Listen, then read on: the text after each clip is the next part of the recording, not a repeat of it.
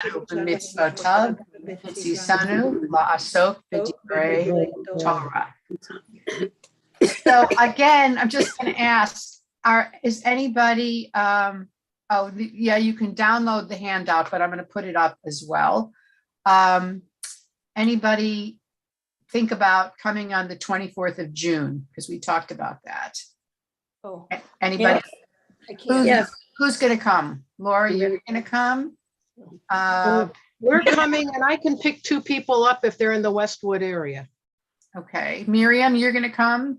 I'm surely going to try, yes. Okay. What about? Just a matter of, I can drive there, but driving home in the dark, I'll have to see.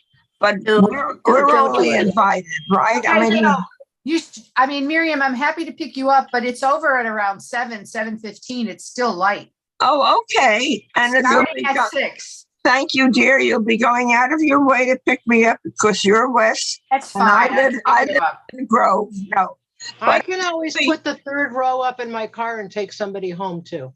Yeah, I'll pick you. I'll bring you, and somebody else will take you home. Okay, so We'll get you back and forth. Don't worry. Okay. Yeah, we'll get you home. We want you there. Stacey, you're gonna come? I can't hear you. You have to talk. Were you talking to me? Well, Leslie, are you gonna come? Can you make it?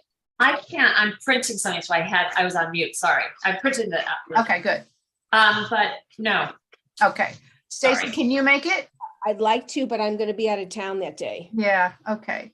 So, I mean, I'll ask Talia, and if it's open, we'll make it. So I'm going to still let you guys know. I mean, should we just have a service and we'll come up and light candles and we'll just be together and we'll have sit for the oneg together. We won't order a dinner because we don't know how many people can make it, but we'll come together and you'll be honored and get a blessing.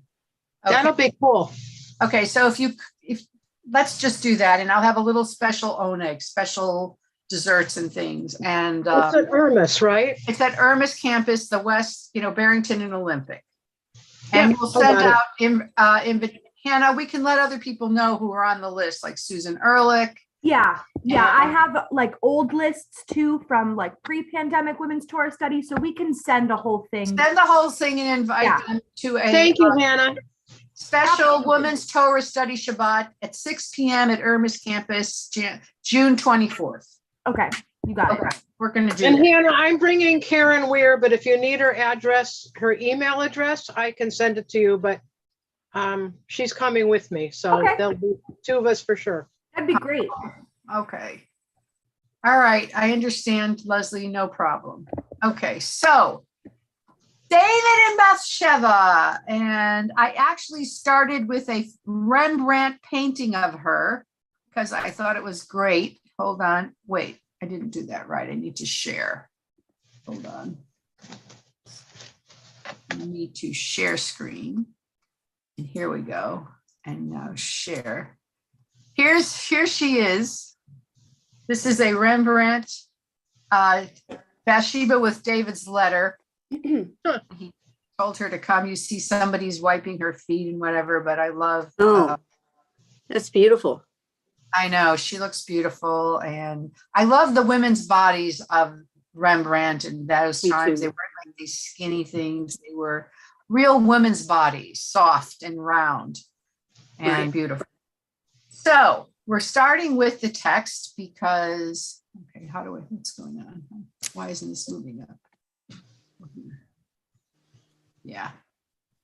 And this is in the 2nd book of Samuel, chapter 11. Okay. And again, I just can't help but mention the beautiful narrative writing of these stories of the book of Samuel, the judges with Deborah and Samson, which we didn't read right this time, but it's got some really nice narrative, evocative images. There's dialogue, which we never have really in the Torah. So, I mean, it says, God says to Moses, say this, or the dialogue is always like, why didn't we stay in Egypt? It was so much better there. Or Moses, God saying, I'm going to kill them. I can't stand them. And Moses saying, don't kill them, because then everybody will say, look, he took them out of Egypt to kill them. It'll give you a bad reputation. That's the dialogue, basically. There's a little more, but but here it's really wonderful. So, and it even gives you like the setting. It's everything. It's beautiful writing. So who would like to start? Merle, why don't you start? Is this too small? Can I make it bigger? Yeah, I need it bigger because I'm using my tablet. Okay, hold on. Sometimes this computer. All right, hold on. All right, I'm going to make it much bigger. Okay, now I'll go back up. Now it says, yeah, we got the I need the beginning. Yeah, there it is. Oh, Okay. The Lord Wait, no, said, oh, No, wait a minute. go Oh my back. God. There you are. No, but where's the other part? Hmm. Wait, this is This is the Bathsheba. beginning, isn't it? no. No. Oh, I thought it was. Wait a minute. Oh my God. Oh Okay. no. I think it got deleted. Because you had it there before, it said 1. Oh yeah, here it is. I just printed it. Do you want me to read the first part? I got it. Yeah, go for it. All right, let me just make it bigger. Sure. Okay. Thank goodness. We didn't want to lose that. That's the whole thing. Okay, so I can read it. Okay. Where are we starting? In the spring? Yeah. In the spring, at the time when kings go off to war, David sent Joab out with the king's men and the whole Israelite army. They destroyed the Ammonites and besieged Rabbah, but David remained in Jerusalem. So I love it. You can't go to war in the winter. There's too much rain and mud. So, it's like harvest season is war season for kings. In the spring, that's when kings go to war. So he sent Joab, and they destroyed the Ammonites, which was a neighboring tribe. But David stayed in Jerusalem. So he said, you go and fight. I'm staying in Jerusalem. Go ahead. Continue. One evening, David got up from his bed and walked around the roof of the palace. From the roof, he saw a woman bathing. The woman was very beautiful, and David sent someone to find out about her. The man said, she is Bathsheba, the daughter of Elam, Eliab. the wife of Uriah the Hittite. Then David sent messages to get her. She came to him, and he slept with her. Now she was purifying herself from her monthly uncleanliness. Then she went back home. The woman conceived and sent word to David saying, I am pregnant. Okay, I want to stop a second. Okay. Okay, so what's the scenario? The king is on his roof, and what does he see? Her. He sees this beautiful woman, and what's the information that he gets? She's That married she's to somebody married and else, he's- and what did he care? Yes, he's married. It's very clear. She's married to somebody else. Apparently, Eliam is like a highborn man. So she's like a daughter of nobility, married to somebody else. And his next response is, bring her here. And I want you to notice that they never call her Bathsheba. What do they call her? The woman. Except when he hears her name, he sees a woman. They bring the woman. She's not a real person at this point, or really in this part of the story. It's later that she becomes Bathsheba and I'll tell you about that. But right now, Bathsheba in Hebrew, she's just a woman. She's a sex object. She's a beautiful body. And he says, bring her to me. Now, why do you think they mention, first of all, I think it's interesting that she was doing her monthly bathing. She was basically like a mikvah. They didn't have a mikvah. She was doing her bathing after her period. So do we all know the laws of purity? Do we know those laws, what they are? Does everybody know? Okay. So this happens today as well. My niece, who's ultra Orthodox, practices this exact same thing. When you get your period, you're not allowed to be touched by your husband. He's not allowed to have sex with you, but he's not even allowed to sleep in the same bed with you. For the whole time you have your period, usually it's a week, and for another 7 days, you're considered unclean. Then you go to the mikveh, or you bathe in this case, and you are able to have sex with your husband. But what else does that do for you in terms of your cycle? It could make you infertile. Well, no, actually, the first It 15 increases- days, you're in the very most fertile moment, in Right. the very middle of your cycle, 14 days. That's when you usually ovulate. And then 2 That's right. days later, you have your period. Usually. Sometimes Usually. it could be the other way around. I mean, I could understand. Who came up with the 7 days though? Is it just so that only have sex when you, according to this philosophy, you know, if the average is, you know, 28 days and 14 days and so on, to have sex when you're most fertile? That's it? That's the only reason? Well, probably. Why, I mean, I thought, isn't sex a good thing in a Jewish marriage? Why would you restrict it for half the month? Well, it's interesting because you're considered unclean with your period. And actually, it even says in the Torah, do not have sex with your wife while she's menstruating. And then the rabbis, because they're always, the Talmud and the men are always building a fence around the Torah, meaning they expand everything beyond the actual law. So, okay, 7 days, but we should be careful. What if it's 8 days? What if it's this? And we don't want to ask.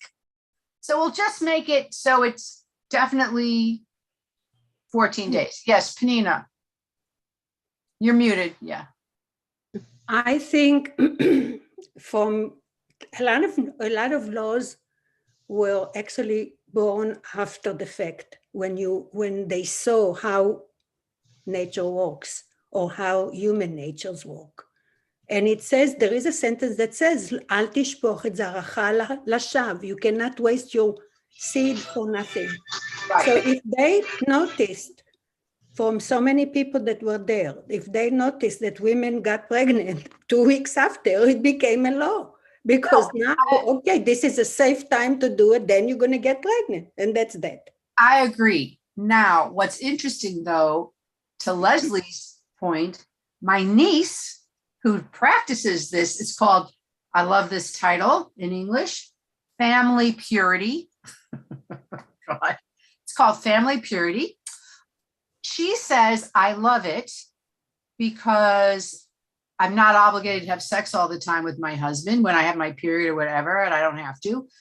My husband always desires me because he can't have me whenever he wants. He looks forward to it. We look forward to having sex. It's always like the first time. It's so exciting because we haven't been together. Also, the man's sperm, let's just forget, builds up. In 2 weeks, he's going to have a lot of sperm too. And that's also going to increase the fertility possibility. But, and she says, Well, unless he's been taking care of things himself. yeah, but you're not supposed to, but you're right. Human beings. Exactly, of course. I'm sure they do. Anyway. Or he goes to a prostitute. Not her husband, but yeah. Actually, she also says that when she goes to the mikveh, she feels so refreshed or cleaned or pure or whatever. So she's, don't take this the wrong way, she's bought the party line. Yeah, hook, line, and and it works for her. And she's really happy. You know, she's very happy. She's 30 years old. She's got 2 kids already. I mean, that's probably not that many, but for her, she'll probably have at least 2 more. But anyway, that's what Bathsheba was doing. And so when the next sentence says, and then she said, I'm pregnant, we're kind of understanding that, you know, she had just reached the middle of her cycle and she was able to have sex. I have a really dumb question. Yes. One, did she have any clue who he was? Of course. Oh, she did. Okay. And that you just, you know, he says, come here and you have sex and you just go and you have sex. Okay. And- so, you know, if the king Yeah. says, bring this woman to me, I want to have sex, I think about Henry VIII, because Yeah, that's what we just saw 6. So, you kind of think of it over and over again. was it good, by the way? It's excellent. We've seen it 3 times. Oh, okay. Loved it. Kids saw it last night on the cruise they're on. Oh, okay. So anyway, if the king, orders you to come to him, it's kind of like, sexual harassment / rape, like a boss saying, the casting couch, and your husband is in the war. You don't know how the implication on the husband or whatever. Now the rabbis, I love them.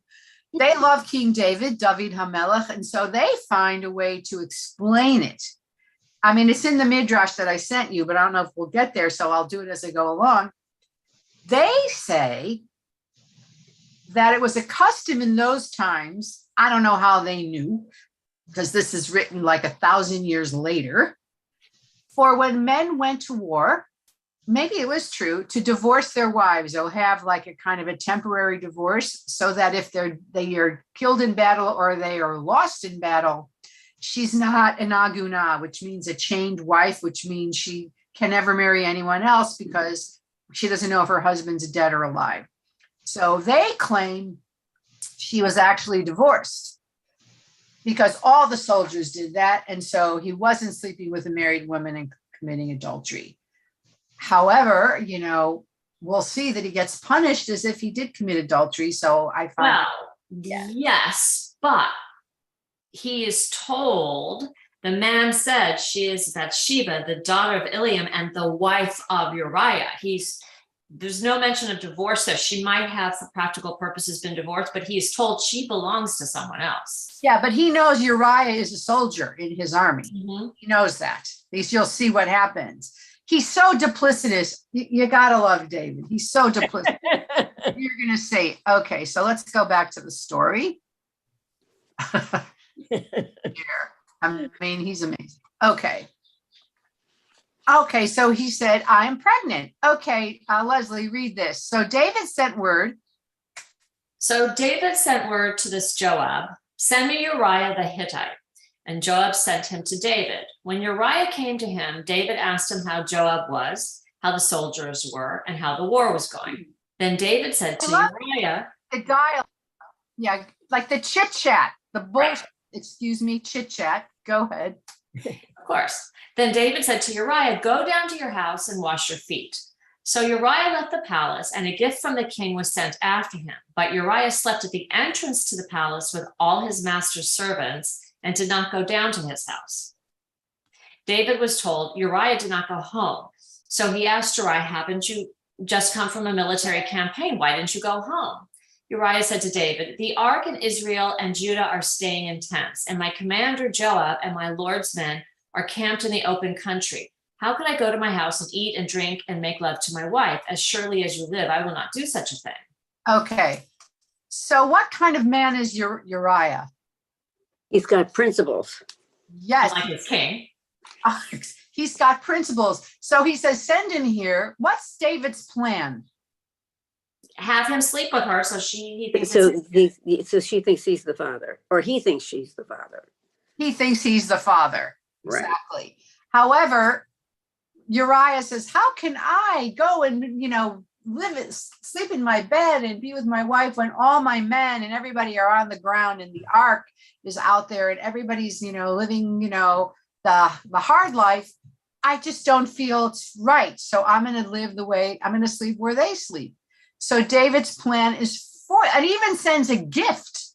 So he's like really trying to promote this sexual experience so that Uriah can claim this baby. Okay, so then what happens?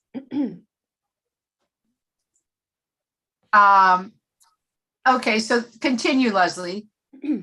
12. Then David said to him, stay here one more day, and tomorrow I will send you back.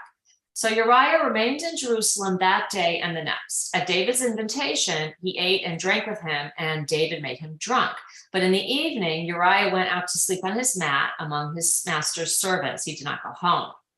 In the morning, David wrote a letter to Joab and sent it with Uriah. In it, he wrote, "Put Uriah out in front where the fighting is fiercest, then withdraw from him so he will be struck down and die." Oh, wow. Right. You didn't go make love to your wife to claim the baby. That's it. You're done.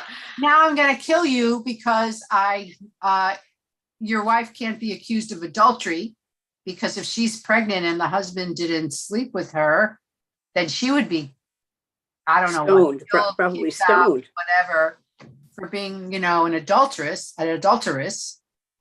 So he decides to sacrifice Uriah. So these stories are usually, people don't realize this about King David. It's King David, David and Goliath, such a great king, and then we see the story. So what do we think about David?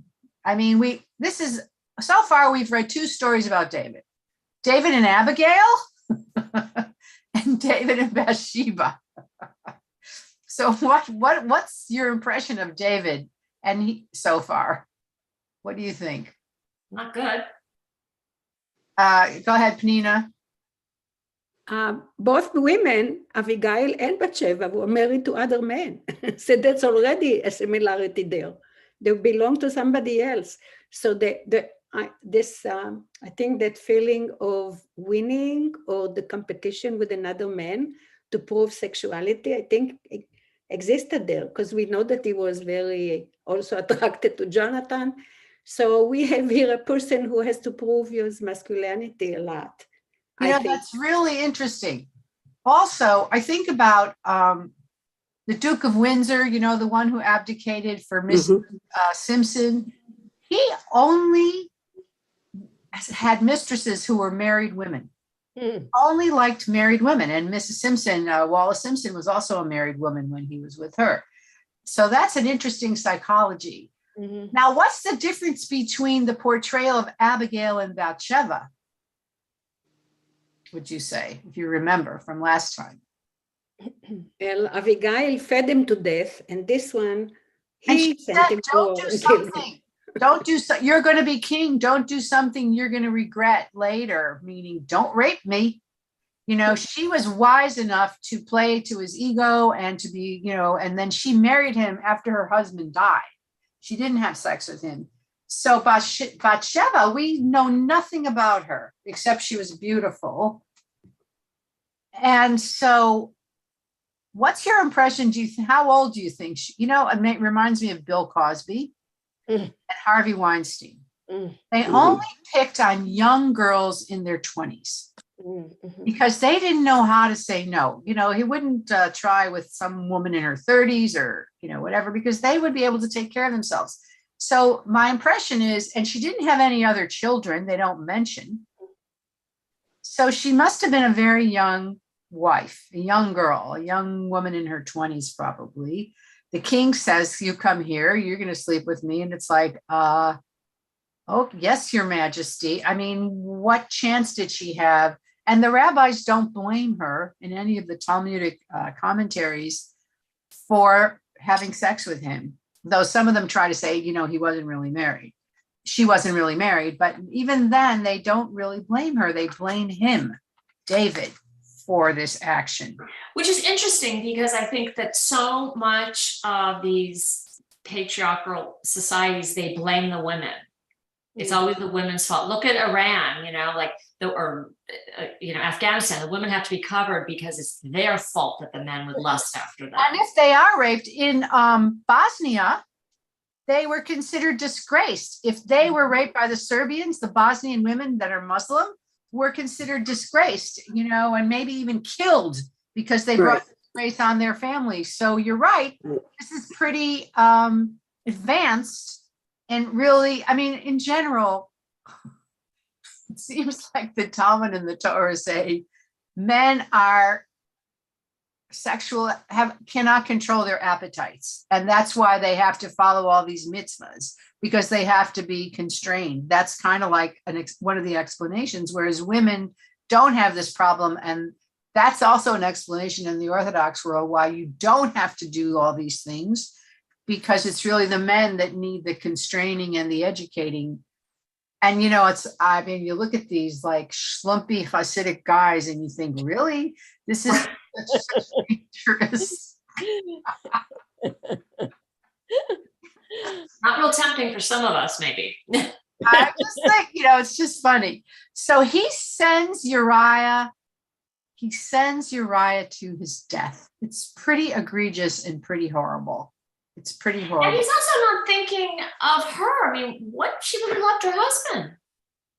She would have loved her husband, but at this point, if you're pregnant with another man's child, you're like a problem. But she still might have loved him anyway. I mean, probably. We don't know. You're right. She could have loved him. She probably didn't. Well, who knows? Did she love David? Well, she got a lot out of it later. I mean, maybe we'll see if we don't get to this time, the last time, because she becomes the mother of the next king, and she has a lot of influence on him. She becomes into her own later, but which again makes me think she was very young at this point and kind of clueless of what to do. Yeah, she could be even younger. She'd be like 18. You're right. She could have been a teenager for all we know. Yeah. Oh, okay. But if she's at the mikveh and she knows she's cleansing herself and the whole thing, then she has to know what causes it. I mean, well, of course she knows, but she was out at the mikveh. She was on her roof. Okay. She was bathing. Nakedly bathing, not knowing that the king whose roof was higher was looking right at her. She was being modest. You know what I mean? I'll attempt to buy into this. No, I think that's true. But it's not about that she didn't know. It's like she didn't know how to say no. Right. Okay. Yeah, that's true. That it was wrong. I'm not saying that, but she didn't have the words. She didn't know what to do. She was like a deer in the headlights. The most, and probably King David was very powerful, attractive, but soldiers brought her there. Bring her to me. So, oh my God, Lori. Well, I just was thinking, and I lost a thought, that if she was brought to him, it was, and she knew what was going on. It was pretty brave of her to even let him know she was pregnant. Right, but it's like, what do I do now? Oh my God. Yeah. That's what he said to her. Sweet talked her. I don't think he just threw her down and raped her. He probably gave her wine and food. Right.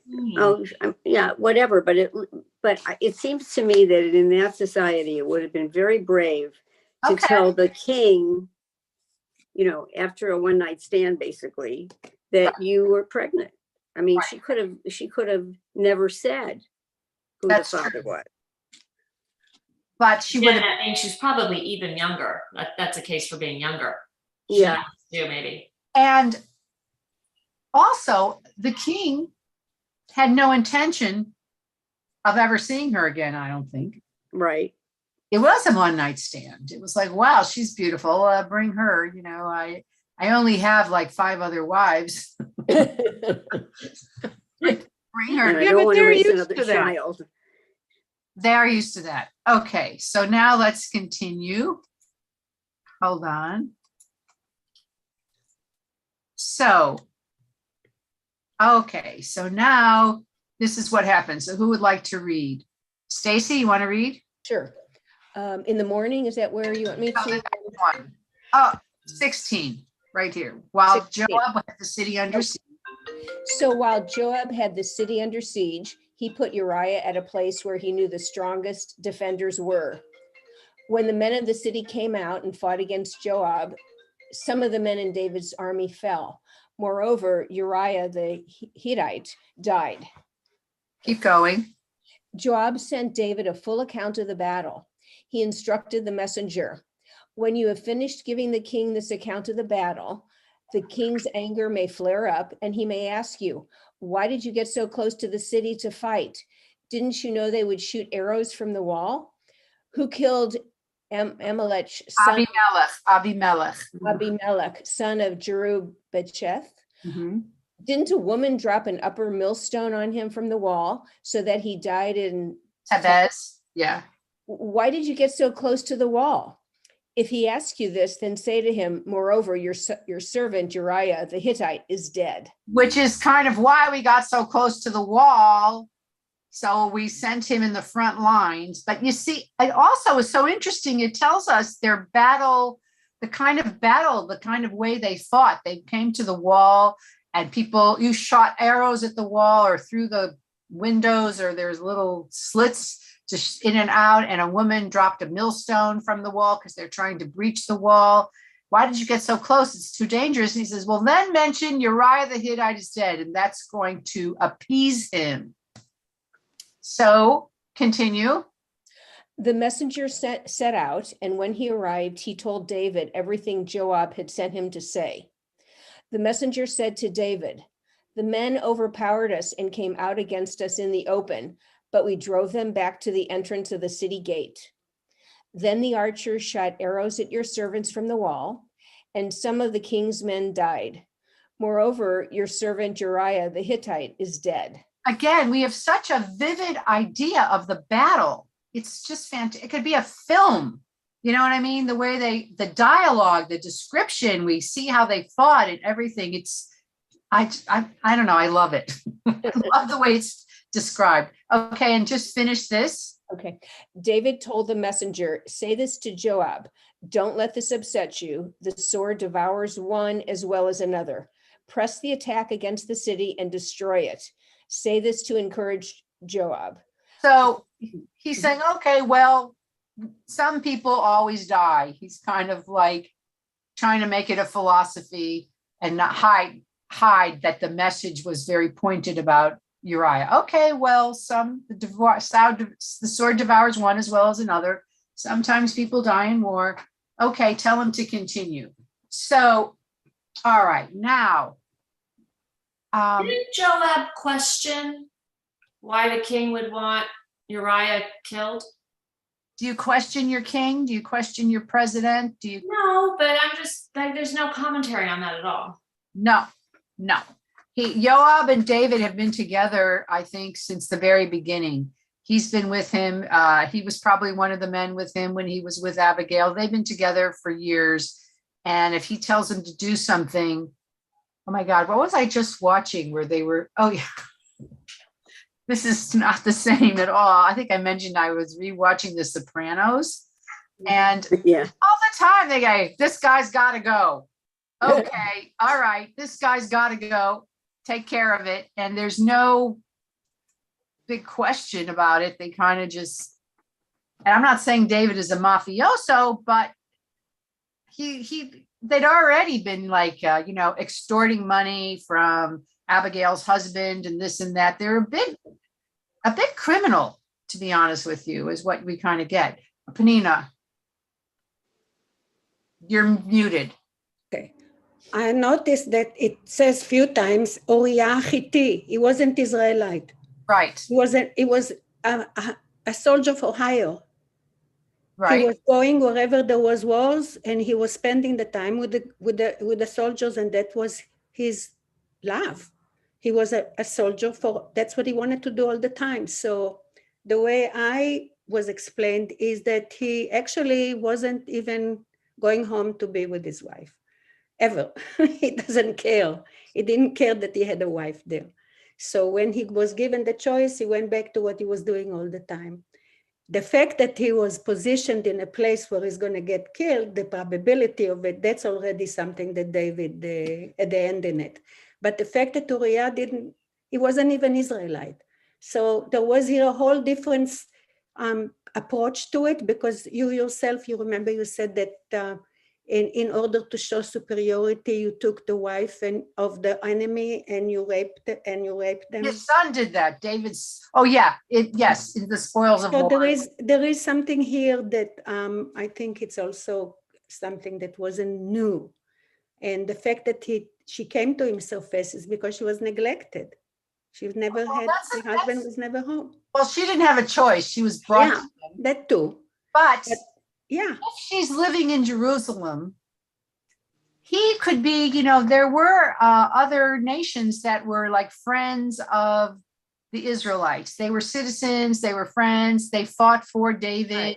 So we don't know. I mean, the fact that she lived nearby, it's not like she lived in where the Hittites lived Right. and he joined. No, but he was not The neighbor. an Israelite. Yeah. So he was an Israelite citizen Yeah. and probably a very loyal, and David, I don't know.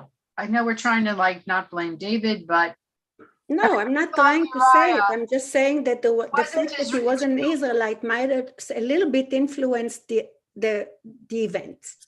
could have been in a negative way, like, well, he's not really one of us, so Yeah. who cares? Could have been horrible, even made it worse. Yeah. And Who now knows? we're going to read the famous speech by Natan Right. referred to, which is so famous. Yeah. And הרצחת וגם ירשת. yeah, okay, wait, let me do the share. This is really, You murdered and you inherited. Penina, excuse me, that's not correct. He said to him, Ata ha'ish. I That's think after he said to הרצחת. him, הרצחת וגם I think, ירשת. no, that was said. You'll find it. You'll That find was said it. to the husband of Jezebel. That's when he said it, when he, about the wine, and Elijah said that to Achav, Jezebel's husband. Could be. He You're said, right. "Hayara- You're right. You're right. You're He right. did not say it to David. Okay. If I may correct you. Right. Right. Okay, I- so- you may. Thank Anna, you. I just David, want- to David, he said, Ataha'ish. That's right. That's what he Yeah. said. Excuse me. okay. So, yes, they did say that. So here's the thing, who said, I think Lori said, Mhm. well, or somebody said she could have loved him, loved her husband. It says when you're, again, her name is never mentioned. She's so generalized or objectified. When Uriah's wife, now she's Uriah's wife, she's the woman, she's never her name, heard that her husband was dead, she mourned him. So she was sad, she loved him. After the time of mourning was over, so we're talking about, it's not clear if they mean a week, if they mean 30 days, probably a week at that time. David had her brought to his house and she became his wife and she bore him a son. But the thing David had done displeased the Lord. So no matter what the Talmud says about, oh, she was divorced or he wasn't a Jew or blah, blah, blah, it says here that God was not happy. Okay, here's the famous story. So who would like to read it? Miriam, why don't you read it? Sure. Nathan rebukes David. The Lord sent Nathan to David. When he came to him, he said, there were two men in a certain town, one rich and the other poor. The rich man had a very large number of sheep and cattle, but the poor man had nothing except one little lamb he had bought. He raised it, and it grew up with him and his children. It shared his food, drank from his cup, and even slept in his arms. It was like a daughter to him. Now a traveler came to the rich man, but the rich man refrained from taking one of his own sheep or cattle to prepare a meal for the traveler who had come to him. Instead, he took the ewe lamb that belonged to the poor man and prepared it for the one who had come to him.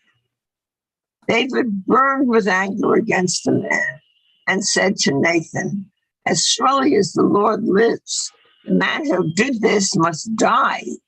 He must pay for that lamb 4 times over because he did such a thing and had no pity. Then Nathan said to David, you are the man, Ata ha'ish. This is what the Lord, the God of Israel, says. I anointed you king over Israel, and I delivered you from the hand of Saul. I gave your master's house to you, and your master's wives into your arms. I gave you all Israel and Judah. And if this had been too little, I would have given you even more. Call from unavailable. Why did you Why did you despise the word of the Lord by doing what is evil in his eyes? You struck down Uriah the Hittite with the sword and took his wife to be your own. You killed him with the sword of the Ammonites.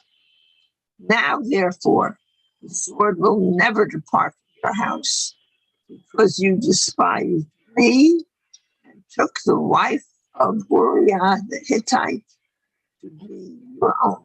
Yes. And then he says, this is what the Lord says, out of your own household, I'm going to bring calamity on you. Before your very eyes, I will take your wives and give them to one who is close to you, and he will sleep with your wives in broad daylight. You did it in secret, but I will do this thing in broad daylight before all of Israel. Right. So it's very famous speech, that image of the little ewe lamb that was loved, that David took because he was greedy.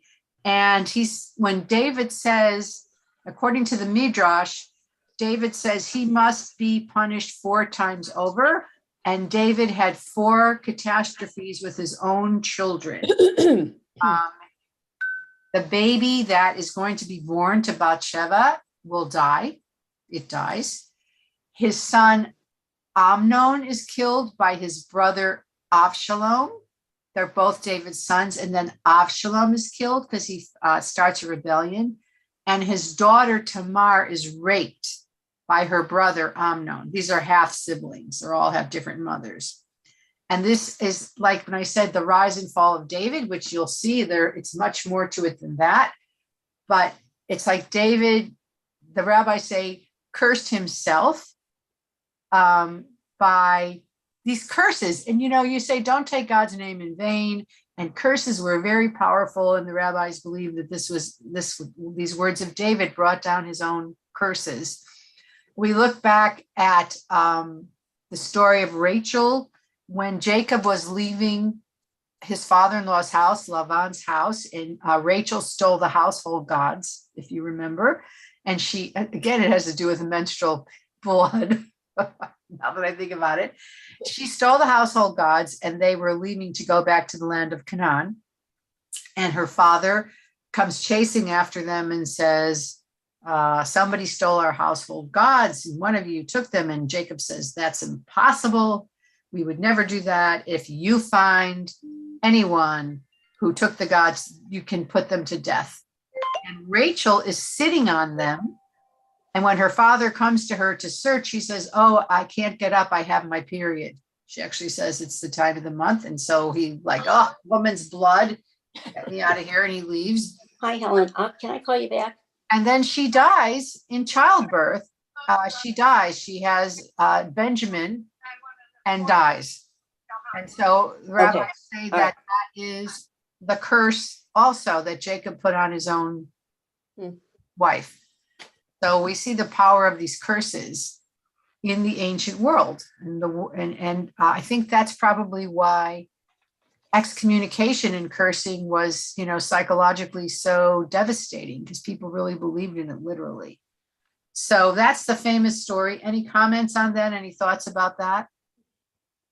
About that this is such a beautiful thing. Okay, so then, hold on. I have one thing I want to say, which is when Nathan is giving this speech to David, it also shows a little bit of his personality and how self-centered and what a narcissist he is, that he didn't see that it was about him. Exactly. He didn't see it was about him. He says, who is this man? He's like, it's you. And you see how horrible it is what you did. And so, and then David said, okay, but here's what we love about David.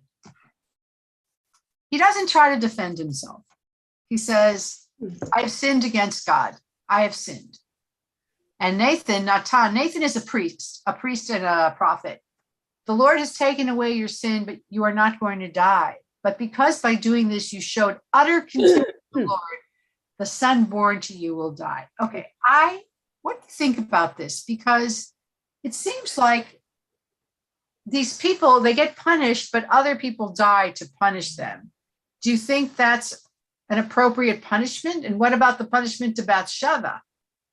Right. You know what I mean? So I have a problem with saying, you are bad, therefore I'm killing your child. Mhm. You know, but it's common. We read about it somewhere else. I can't remember who it was.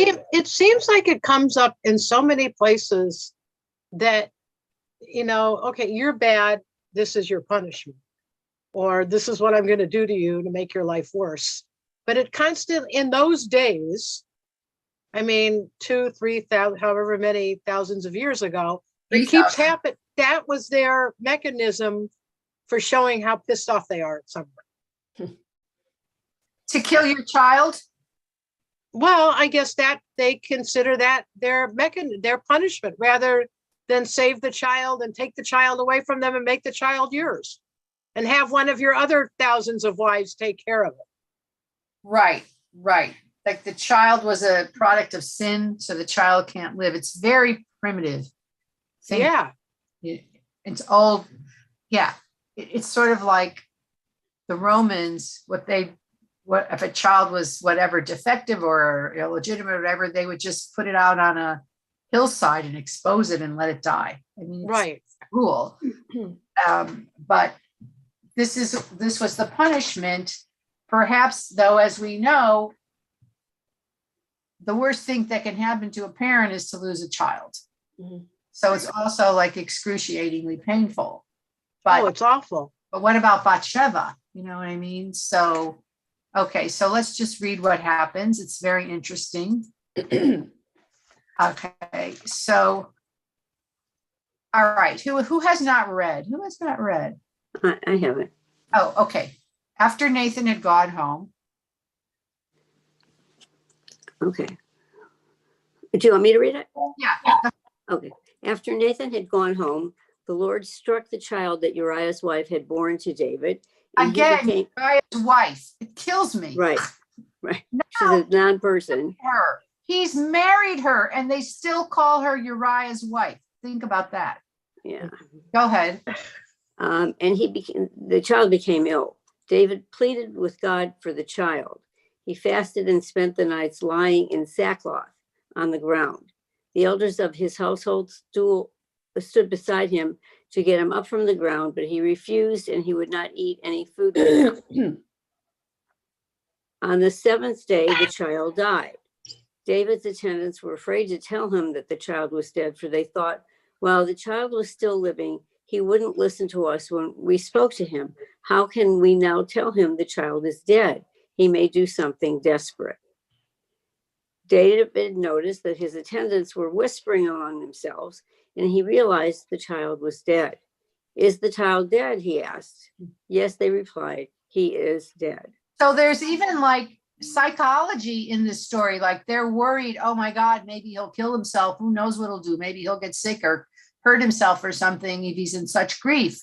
While the child is sick, what's he going to do when the child is dead? They're afraid to tell him. And then it's like he notices. It's like a novel. Okay. Okay, Penina, why don't you read? Then David got up. Then David got up from the ground after he had washed, put on lotions, and changed his clothes. He went into the house of the Lord and worshipped. Then he went to his own house, and at his request, they served him food, and he ate. His attendants asked him, "Why are you acting this way? While the child was alive, you fasted and wept, but now that the child is dead, you get up and eat." He answered, "While the child was still alive, I fasted and wept. I thought, who knows? The Lord may be gracious to me and let the child live. But now that he's dead, why should I go on fasting? Can I bring him back again? I will go to him, but he will not return to me."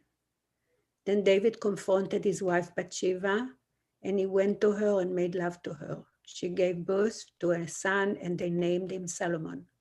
The Lord loved him, and because the Lord loved him, he sent word through Nathan the prophet to name him Yedidiah. Yedidiah, which means beloved of God. It means a friend. A friend. Yedid is a friend, very dear friend. Yedidiah. Oh, but yeah, wouldn't it be Yedid Yah is God, the name of Yes, Yedid is a very close friend. Yah is God, a so close friend beloved of or God. beloved of God. Yeah. Because Yadid is also David, and David's name is from the same root, isn't it? Yedid, I don't know. Maybe I have to check. I don't Yeah. know. I know that Yedid means a very close friend, a Right, devoted friend. right. But I don't know about the root. I have to look into it. Okay. So here we have, this is the first time Bathsheba's name is used, if you notice. And what's it in relation to? What's it in relation to? Yes, What? yes. Test, did you say? No, I said death. Death? Death. No, it's Okay. To having another child that's a boy. it's a habit, it's relation to Shlomo, to Solomon, because this is when her identity starts to form, when she becomes the mother of Solomon, King Solomon. And Shlomo also, it says she named him Shlomo, not he. Suddenly, a mother has status, as we know, and this mother will have a lot of status. The rabbis say that she advised Solomon all during his kingship. He was the one who became king. He was the heir to the throne. Now, David had, many sons. But Bathsheba, we learn in, another chapter, not in this incident, she manipulated David as he got older to make her son king. She actually said to him, "Don't you remember you swore to me that he would be the king?" And she gets Nathan to say it's so, but he never did. But he doesn't remember because he's old now and getting feeble. And he's lost other children and he's kind of knocked back. He's not as powerful as he was. But she gains her power through Shlomo, through her son. And there's actually a word for the queen mother in Hebrew. It's called a gavir, which comes from the word gibor, which means like a hero or a strong one. And a gavir is, if I had time, I would do a whole separate master's or study on the gavir, because the kings from now on will be named by their mother. In other words, they'll say Solomon, son of Bathsheba, or so-and-so son of, and they'll name the gavir, the mother, as their identifier, because the father had many sons or daughters, but the mothers were the ones that helped you understand who they were. She was the first gavir, the first queen mother, as you would say, who had a lot of power. She was the woman behind the throne, and she gains a lot of power as her son grows up. So even though Bathsheba starts out as kind of an anonymous sex object, through time and wisdom and her son, which, there are very few women like Abigail who come into things on their own, or Deborah, about Deborah, who didn't need, not defined by a man. Bathsheba finds her power through Solomon or Shlomo, and naming Shlomo comes from the word shalom. She named him. And Solomon would be the one who would build the temple, the Temple of Solomon. He built the first temple. The reason being that he did not engage in any war. King David was not allowed to build the temple because he had blood on his hands. But his son, Shlomo, which means peace, the son of peace, was the one who built the temple, and that was Bathsheba's son. So I think it's a fascinating narrative and incredibly well written, and with lots of inner life in it. And that's our story for today. That's our woman. Great. And Thank you. Really interesting. So we're not meeting in 2 weeks. I'm on vacation, but I'm going to see you on the 24th, and then we'll have a final class at the end of June. And Hannah will send you all email reminders, and I look forward to seeing you then. Thank you. And I really Enjoy your vacation. I really need one. It's been 2.5 years.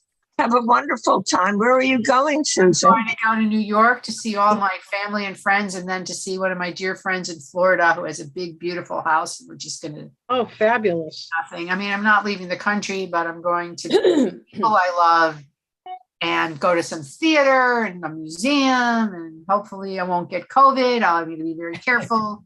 So Fantastic. Have a wonderful That'll be time. wonderful. Have a great Have a time. wonderful well, time. It I'll tell sounds you all great. about it. And I hope to see you all on the 24th of June for Shabbos. Okay. I We're can't definitely wait not to see meeting on you the all. 22nd because there was a conflict, right? We're gonna wait. We're just gonna skip one and go on the 29th.